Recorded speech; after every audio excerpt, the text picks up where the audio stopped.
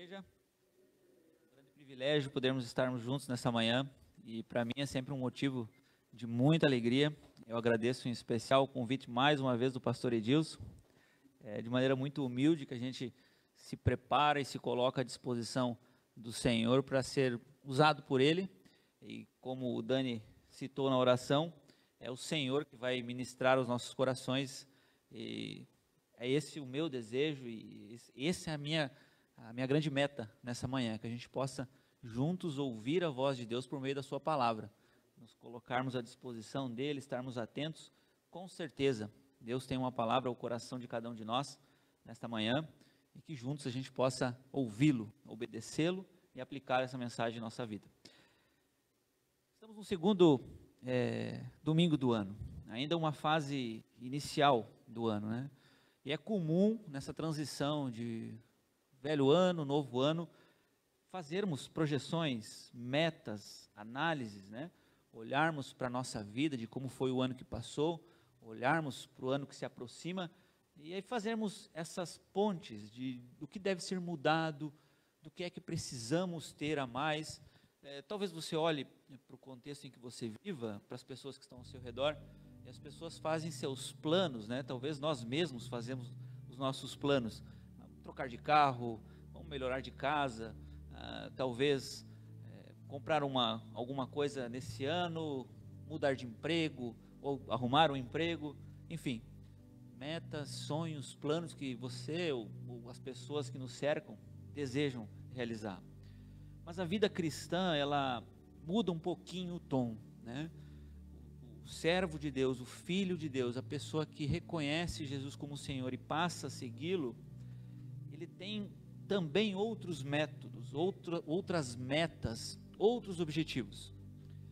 E esses objetivos, na maioria das vezes, estão relacionados à vida pessoal. O cristão, ele sempre quer agradar ao seu Senhor, agradar ao Senhor que de uma maneira que ele possa apresentar frutos, né? E talvez você tenha olhado para a sua vida, ou talvez você tenha olhado para o seu ano que passou, e você pense, né, analise, poxa, isso aqui poderia ficar no ano velho.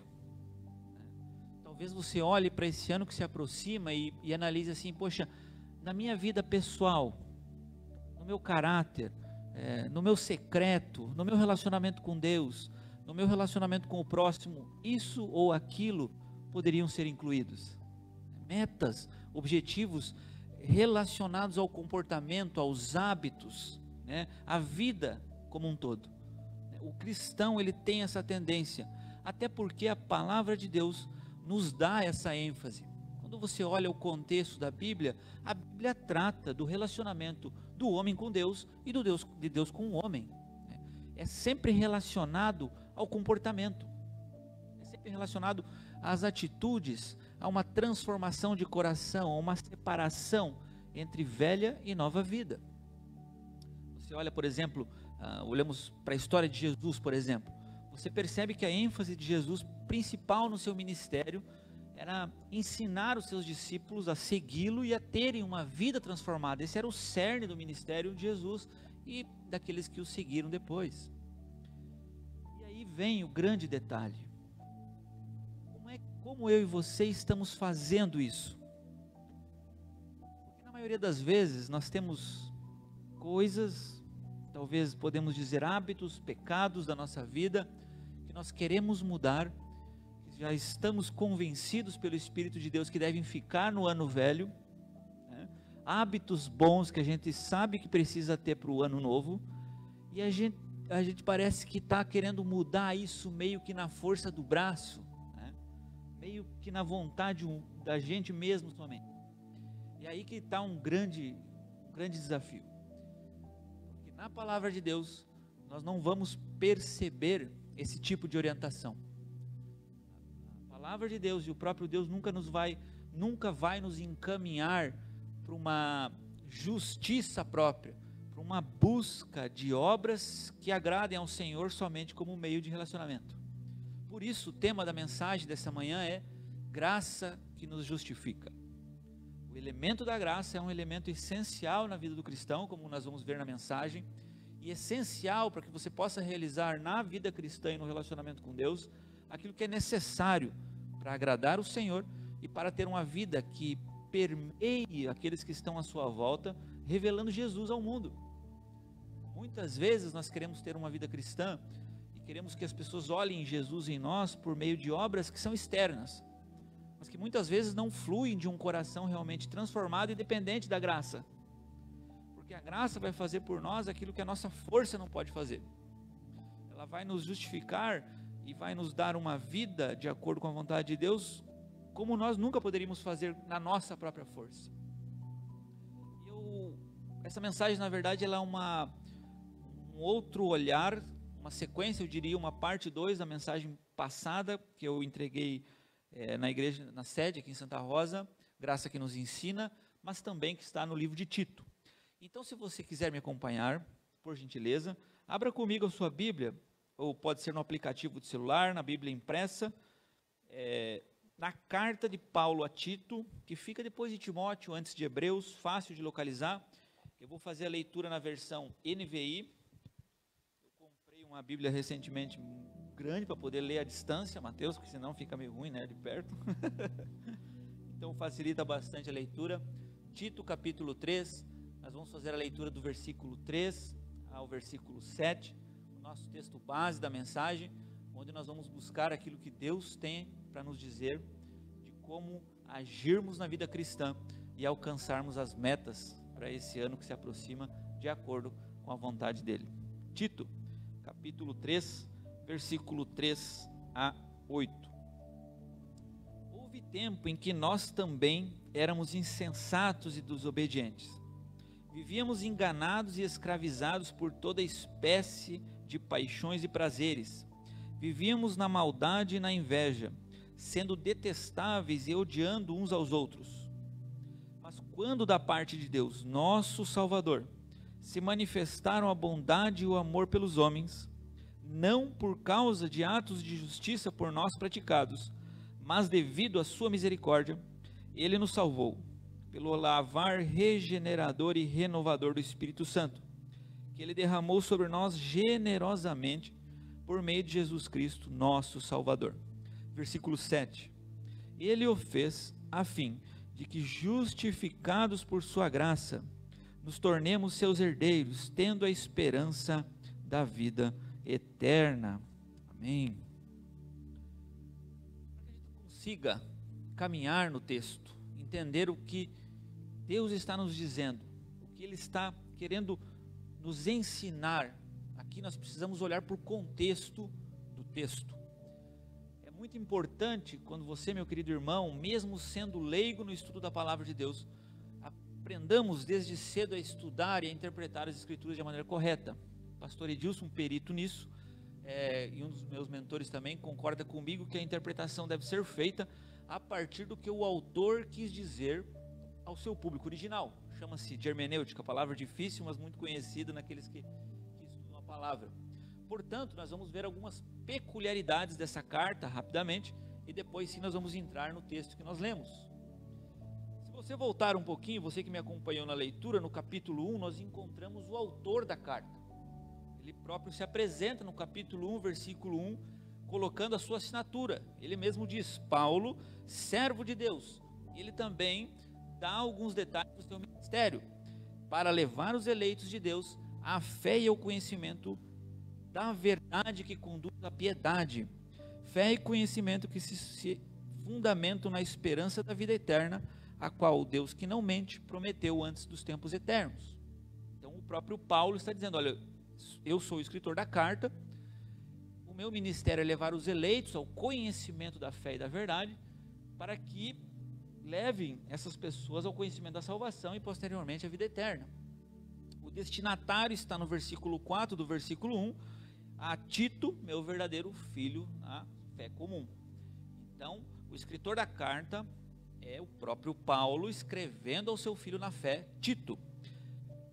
Tito aqui, aquele que vai receber a carta de Paulo, está nesse momento, nesse contexto, por volta do ano 50, 60 depois de Cristo, na ilha de Creta. A ilha de Creta fica localizada no mar Mediterrâneo, ao sul da Europa. Era uma ilha grega na época, né? E havia um conjunto de igrejas nessa ilha. Essa ilha era uma ilha de passagem, portanto com várias cidades portuárias, uma cidade estratégica missionária. Mas essas igrejas não foram fundadas por Paulo. De alguma forma essas igrejas apareceram lá, em virtude dos judeus que se espalharam com a perseguição da igreja e fundaram igrejas por onde foram passando.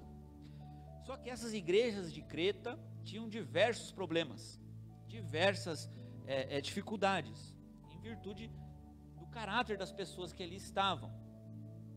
E por isso, no versículo 5 do capítulo 1, nós percebemos o que Paulo diz a Tito. Ele diz: olha, a razão de eu tê-lo deixado em Creta foi para que você pusesse em ordem o que ainda faltava e constituísse presbíteros em cada cidade.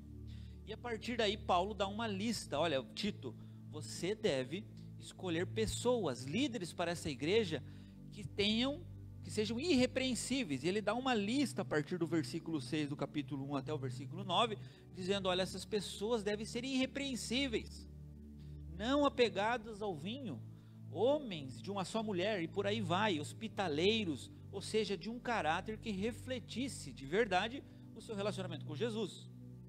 E as instruções seguem dizendo que essas pessoas deveriam exercer um ministério pela pregação da sã doutrina, ou seja, o evangelho deveria nortear essas igrejas. O que nós podemos perceber a partir do versículo 10, Paulo coloca algumas peculiaridades desse povo da época. Ele usa até uma frase no versículo 12, de acordo com um profeta da época, dizendo: olha, cretenses, sempre mentirosos, feras malignas, glutões, né? Viciados em comida. Então Paulo revela também como era esse povo da época, um povo que estava liderando a igreja, mas que não tinha uma vida de acordo com o evangelho que estava sendo pregado. É por isso que Paulo está instruindo a Tito: olha, Tito, você deve organizar essas igrejas, deve colocar líderes que instruam esse povo de maneira que eles possam ter uma vida transformada de verdade pelo evangelho. Esse é o grande desafio, tanto de Paulo, que está instruindo Tito, como do próprio Tito, que está presente na ilha de Creta e com essas igrejas. No versículo 16, Paulo ainda diz mais. Ele fala que eles afirmam que conhecem a Deus, mas por seus atos o negam. Esse era o grande dilema daquela época. Aliás, um dilema muito comum nos dias de hoje também. Talvez na minha vida eu veja isso em certa parte, talvez você perceba isso no contexto em que você viva, né? Pessoas que de repente por hora se dizem cristãs, mas quando você olha para a vida dela, não está de acordo com aquilo que a palavra diz que tem que ser. E é esse o grande problema de Tito em Creta, e o grande desafio que Paulo lança a Tito.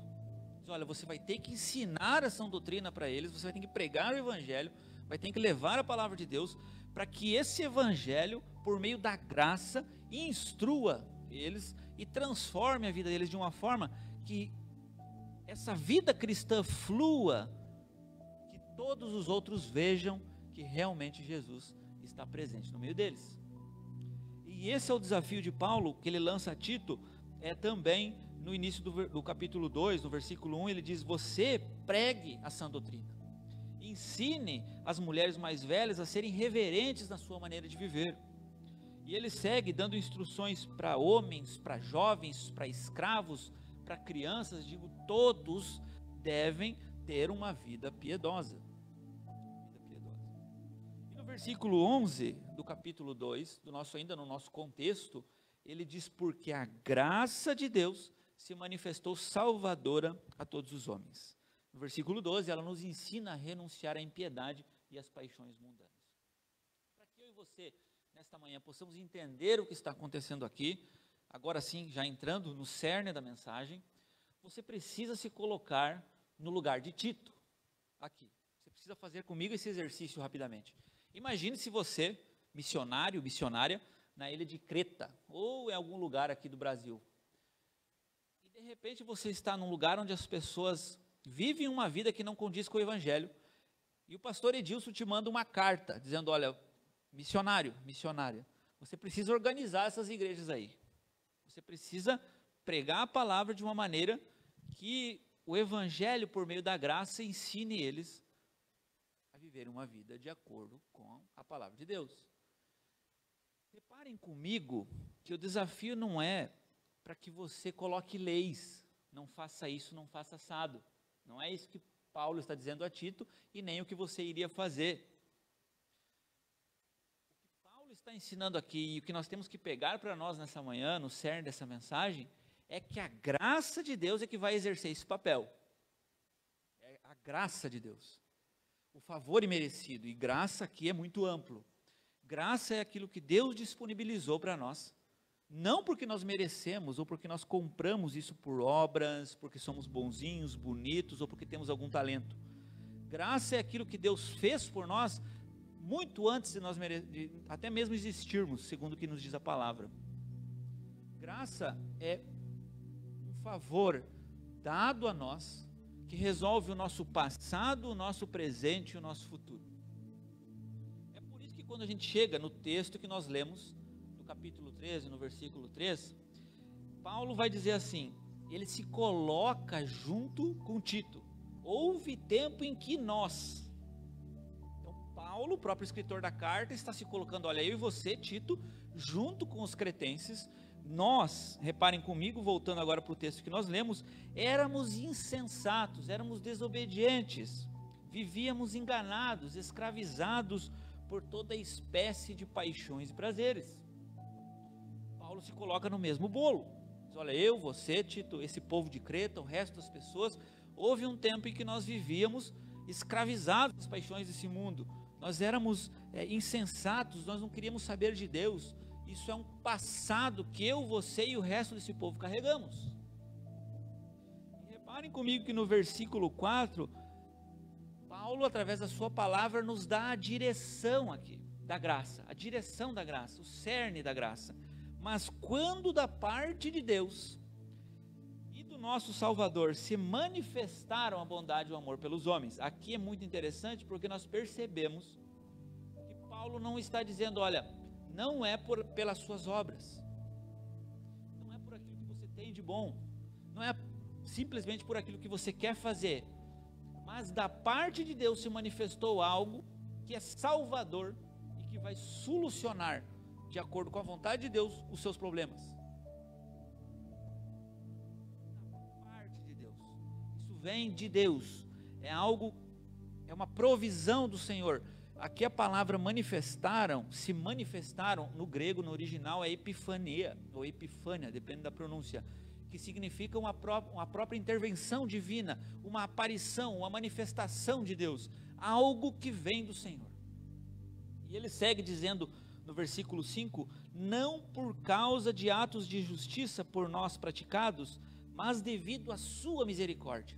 Você pode perguntar, tudo bem, nós temos um passado, né?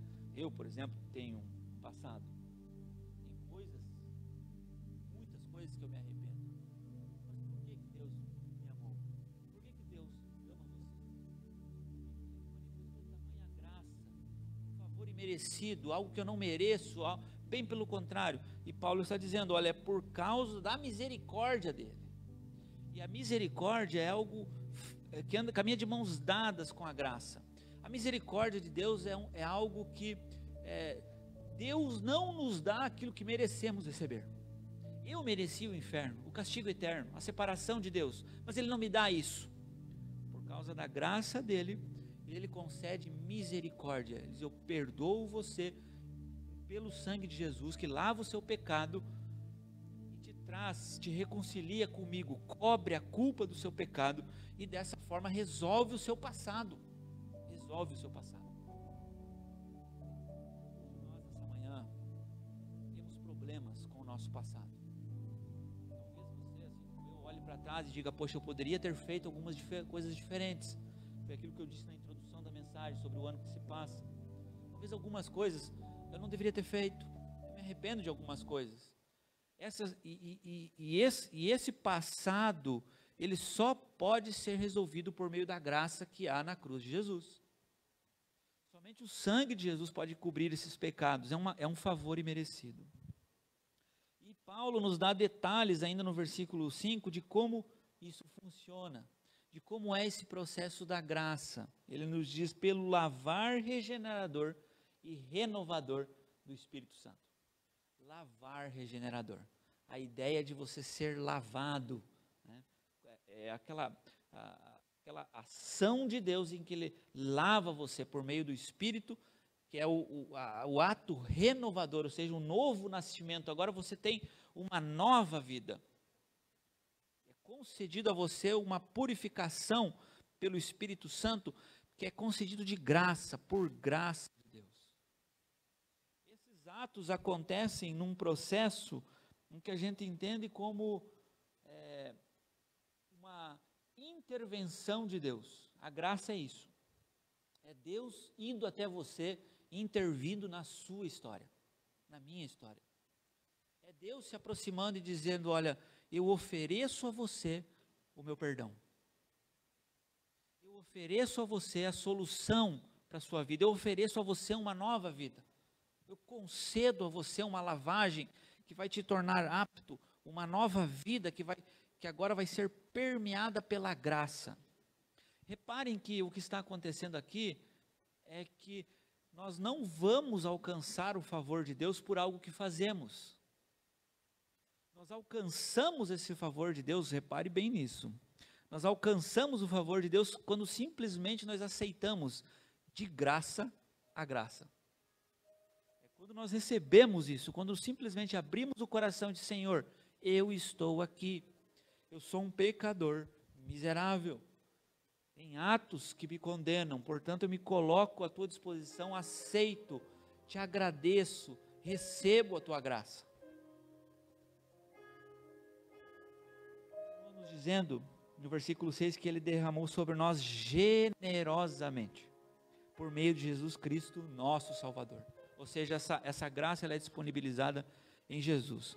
Eu acho muito interessante quando a gente começa a fazer esse estudo do que Paulo está fazendo aqui, essa observação do texto, que ele traça uma linha do tempo, né? Uma linha do tempo. Talvez nessa manhã você faça isso, você olha o seu passado, bom, está resolvido na cruz, beleza, eu recebo a graça de Deus, Jesus morreu por isso, o sangue dele me lava do pecado, mas eu não consigo agora no presente mudar as minhas atitudes.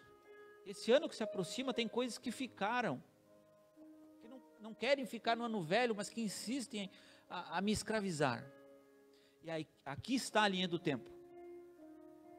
No capítulo 2, no versículo 11, Paulo vai dizer assim: a graça de Deus se manifestou, e no versículo 12, ela nos ensina, tempo presente do verbo, ela nos ensina agora, hoje, a graça está disponível não só para resolver o seu passado, mas também para caminhar de mãos dadas com você. Essa ideia de ensinar aqui, a palavra no grego é pedagogo, que dá a ideia de professor. Aliás, esse é o papel do Espírito Santo. Deus o enviou para que ele fosse o conselheiro, o auxiliador, aquele que não fosse só nos convencer do pecado, mas também nos auxiliar nessa caminhada com Jesus. Nós não estamos desassistidos, nós não estamos desamparados. E meus irmãos, não pasmem, há muita coisa nesse mundo que nos escraviza. São só coisas de ordem sexual, ou essas coisas mais visíveis, né, que a gente vê gritantes assim, mas coisas de ordem moral, coisas do trato interpessoal, que parece que são difíceis de mudar, e é essas coisas que hoje no presente a graça nos auxilia, ela nos ajuda a renunciar a isso, e a palavra renunciar tem a ideia de deixar voluntariamente. É muito interessante a gente fazer essas ligações com o contexto que a gente vive, porque se você for analisar a vida de uma pessoa que não tem Cristo, que não reconhece a Deus como Senhor, você vai ver muitas vezes que ela é uma pessoa próspera. A maioria do nosso mundo é assim. O que eu quero dizer com isso? Ela pode ser que faça coisas erradas durante o seu dia, talvez adultere, talvez sonegue o imposto, talvez minta, e chega de noite, ela deita no travesseiro e dorme tranquilo, a consciência dela não acusa, ela tem uma vida normal, segue fazendo isso. Mas com o cristão não funciona dessa forma. Quando a gente é lavado, quando a gente é regenerado pela graça, nós percebemos coisas que precisamos abandonar. Nós não descansamos mais, nós não temos mais paz com o pecado, nós não temos mais paz com velhos hábitos. E é por isso que a graça entra no nosso presente. E daí você pode dizer, beleza, eu resolvi o meu passado na cruz, eu coloquei tudo lá, eu me arrependo, aceito a graça de Deus, aceito também que a graça me auxilia no presente, mas eu estou vivendo uma vida que eu não enxergo nada para frente. Tempo futuro, eu vivo hoje, mas e o que vai ser de mim? E é nesse ponto que ela nos ensina, a graça também nos ensina a termos esperança para o futuro. É o que nós lemos no versículo 7 do nosso texto base do capítulo 3. Ele o fez a fim de que, justificados por sua graça, nos tornemos seus herdeiros, tendo a esperança da vida eterna. Então essa graça, ela não só nos auxilia no resolver o nosso passado, não só nos auxilia em nosso presente a termos uma vida piedosa que reflete o caráter de Jesus, mas também nos auxilia em termos esperança, em termos a convicção de que somos herdeiros de um reino eterno, na esperança de uma vida eterna com Deus. Isso é muito importante a gente frisar aqui. E esse processo todo, e a palavra central da mensagem desta manhã, é a palavra justificado, é o tema da mensagem, graça que nos justifica. Ele o fez a fim de que, justificados por sua graça, nos tornemos seus herdeiros. A justificação, deveríamos aqui ter uma mensagem só para isso. A justificação, ela não é complexa, mas ela é ampla. Ela é ampla. E deixe-me explicar aqui as 3 etapas rapidamente dessa justificação, dessa graça que nos justifica. Eu e você, nós nascemos pecadores. A palavra de Deus diz isso. Nós herdamos o pecado de Adão. Nós nascemos debaixo da ira de Deus. Quando essa é a primeira parte da justificação. Nós temos um pecado que nos separa de Deus. Isso é uma parte da justificação. A segunda parte é que Deus pega esse pecado nosso e coloca em Cristo na cruz. Segunda parte da justificação. Terceira parte dessa justificação, Deus pega a justiça de Cristo na cruz e imputa a nós, nos concede por graça. As 3 partes da justificação. Então ele pega nosso pecado, nós herdamos o nosso pecado de Adão, nascemos pecadores, ele pega esse pecado, coloca em Cristo na cruz e pega a justiça de Cristo na cruz, que venceu o pecado e a morte, e nos concede por graça, nos justificando, nos tornando justos diante de Deus. É por isso, meus irmãos, que é muito importante nós lembrarmos aqui que ela não é por obras nossas.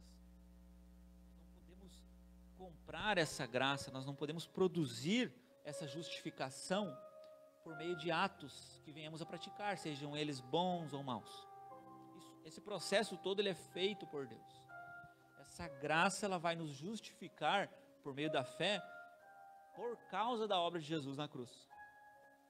Então ela é concedida a nós como um favor imerecido por meio da fé. E muito importante frisar também que muitas vezes os cretenses fizeram isso, talvez eu e você façamos isso. Nós queremos mudar a nossa vida, mudar coisas da nossa vida na força do braço, que foi justamente a introdução da mensagem e o grande dilema da carta de Paulo a Tito.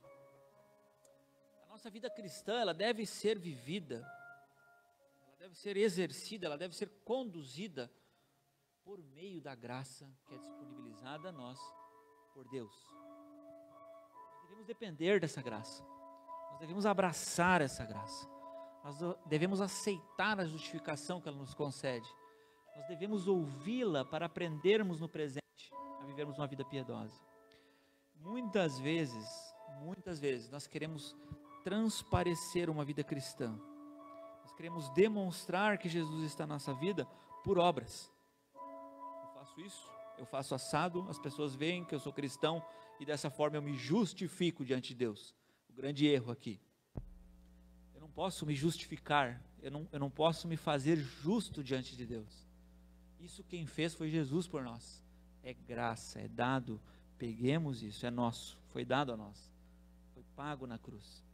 E às vezes nós cometemos o erro de termos essa caminhada de obras, querendo nos justificar. Senhor, como eu sou bom, eu dou o dízimo, eu não minto, eu consegui abandonar esse ou aquele pecado, então me torno justo diante de Deus. É isso que Paulo está ensinando a Tito, que ele deveria ensinar aos crentes, que não deveria acontecer. Então não devo praticar obras? Bem pelo contrário. As obras, elas devem existir na nossa vida, mas elas devem ser um fluir constante, não porque queremos nos justificar diante de Deus, mas porque elas são produzidas por um coração que nasceu de novo em Cristo, que foi transformado por essa graça. Então sim, essas obras são aceitáveis diante de Deus. É por isso que ele vai dizer no final do versículo 13, no final do versículo 14 do capítulo 2, ele se entregou a nós, a fim de nos remir de toda maldade e purificar para si mesmo, reparem comigo, um povo particularmente seu, dedicado à prática de boas obras. Dedicado à prática de boas obras. Quer dizer, depois que nós entendemos esse processo de justificação pela graça, depois que já temos a habitação do Espírito Santo, a partir desse ponto nós começamos a exercer boas obras por causa de um coração que flui transformado por Deus, lavado, regenerado e transformado pelo poder do Espírito Santo por meio da graça. E você pode me perguntar, mas será que eu poderia descobrir quais são essas boas obras que eu posso exercer? O que é que eu poderia fazer? Aqui na carta de Tito tem uma riqueza de obras que nós podemos fazer quando somos transformados pela graça. É uma riqueza aqui. Teríamos que ter umas 5, 6 mensagens para conseguirmos explanar tudo, mas eu vou pincelar algumas coisas. No capítulo 2 é interessante que a gente pega muita coisa de obras que Paulo diz que eles devem exercer depois de serem transformados pela graça. Reparem no versículo 2 que os homens mais velhos, eles devem ser moderados, dignos de respeito, sensatos, sadios na fé. Boas obras. Moderação, digno de respeito, homens de fé, homens de amor, de perseverança, obras que fluem de um coração de uma pessoa que foi transformada pela graça, e não são exercidas na força do braço, mas concedidas pela obra do Espírito Santo na sua vida. E ele é muito peculiar porque ele dá detalhes também para outras classes. Olha, no versículo 3, no capítulo 2, ele vai dizer: as mais velhas devem ser reverentes, as mulheres mais velhas, né? Devem ser reverentes na sua maneira de viver.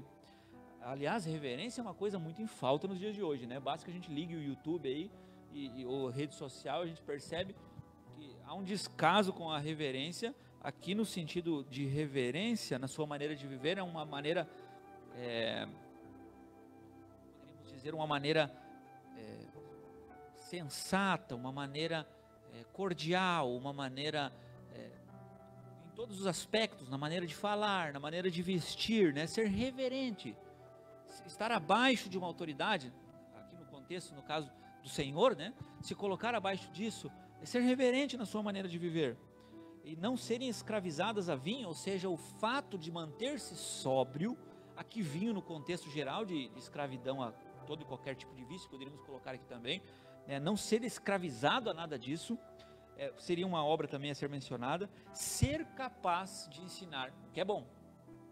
Uma boa obra que nós podemos produzir é sermos capazes de ensinar o que é bom uns aos outros. E a lista segue, poderíamos continuar explorando, no versículo 4 do capítulo 2, as mulheres mais jovens a amarem seus maridos e filhos, seja o amor que uma mulher recém-casada tem pelo seu marido, por seus filhos, é uma boa obra, que flui de um coração transformado pela graça. Prudência, pureza, estar ocupado em casa, serem bondosas e sujeitas a seus maridos, a fim de que a palavra de Deus não seja difamada. Reparem comigo que todas essas obras que eu estou mencionando aqui, Paulo está dizendo, olha, essas obras elas vão ser exercidas por causa da graça, transformação que houve, e não o contrário. Eu não faço essas coisas para buscar o favor de Deus, porque eu não mereço esse favor. Esse é o cerne da mensagem aqui, o cerne da graça que nos justifica. Ou seja, Deus fez tudo por nós, basta que creiamos e aceitamos e deixamos que Ele nos transforme, à medida que caminhamos em graça com a presença do Espírito Santo em nossa vida. mesma maneira, no versículo 6 do capítulo 2, encoraje os jovens a serem prudentes. Mais uma vez, uma exortação à prudência. A prudência está presente aqui em todas as faixas etárias como uma obra que deve ser produzida por causa da transformação pela graça. A prudência aqui significa ter cautela, né? Ser sensato, ser uma pessoa analítica, que analisa o que é bom, exclui o que é mal. Não estamos falando aqui de caretice, nem de uma conduta, digamos, piedosa na aparência, mas prudência no sentido, não, isso aqui não é bom para mim, isso aqui não me convém, isso aqui deve ficar fora da minha vida. Prudência, ensinar os jovens a serem prudentes. Em tudo, seja você mesmo, agora uma exortação de Paulo no versículo 7 do capítulo 2 ao próprio Tito. Em tudo, você mesmo seja um exemplo para eles, fazendo boas obras. Em seu ensino, mostre integridade e seriedade.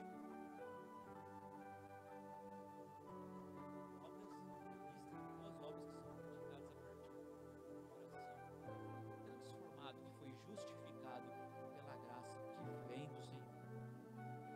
Amados irmãos, queridos irmãos,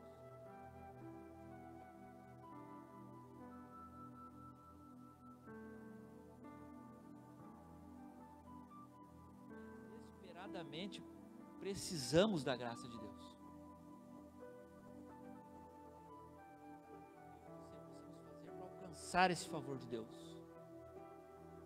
Sem Ele, nenhum de nós chega ao conhecimento do Senhor e ao céu. Isso é um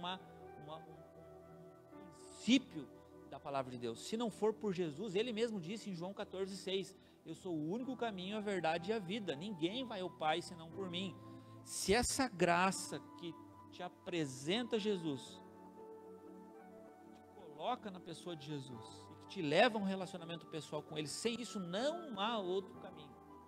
É somente pela graça de Deus. Às vezes, o que nós precisamos mais é depender dessa graça. Fazendo uma breve análise na sua vida, você que nos assiste, eu mesmo a faço agora, uma análise da vida, dessa linha do tempo, passado, presente e futuro. E a orientação que a palavra de Deus está nos dando nessa manhã é: aceite a minha graça.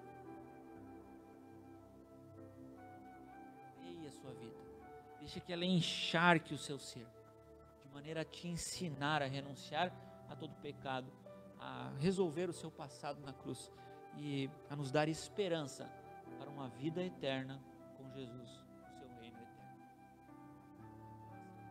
Mude os nossos corações e que ela nos ensine a viver uma vida cristã encharcada de boas obras, que revelam Jesus ao mundo e que ensinam a nós e aos outros a viver uma vida de acordo com a vontade de Deus. Amém? Vou orar encerrando a mensagem, depois o pastor Edilson seguirá na condução. Pai, nós precisamos desesperadamente da tua graça. Em primeiro lugar, nós te agradecemos pelo teu favor na cruz. Tu fizeste por nós aquilo que nunca nós poderíamos fazer, pois nascemos pecadores, todos pecaram, não há um sequer que é justo. Mas tu nos justifica em Cristo. A justiça de Cristo é imputada a nós por meio da fé e da ação do Espírito Santo, por meio da sua palavra. E nós a recebemos, Senhor, nós a aceitamos, nós clamamos por essa graça. Nós queremos também, de acordo com a tua palavra, vivermos uma vida que te agrade, uma vida de constante boas obras, mas não porque queremos nos justificar diante de ti. Nós queremos que essas obras fluam de um coração transformado pela graça. Por isso, transforma nossos corações, Senhor. Nos capacita a ter uma vida contigo, um relacionamento pessoal contigo, com tua graça. E que o mundo veja a tua presença na tua igreja. Abençoa a igreja da Planalto, abençoa esse ministério de jovens, a vida do pastor Edilson, irmã Agnes, cada irmão, o próprio Vini e Josi, que agora se aproximam também dessa igreja como membros. Derrama da tua graça sobre isso, Senhor, sobre todo esse povo teu aqui reunido nesta manhã. E que tua graça nos conceda aquilo que precisamos para viver uma vida de acordo com a tua vontade. É o que te pedimos, em nome de Jesus. Amém.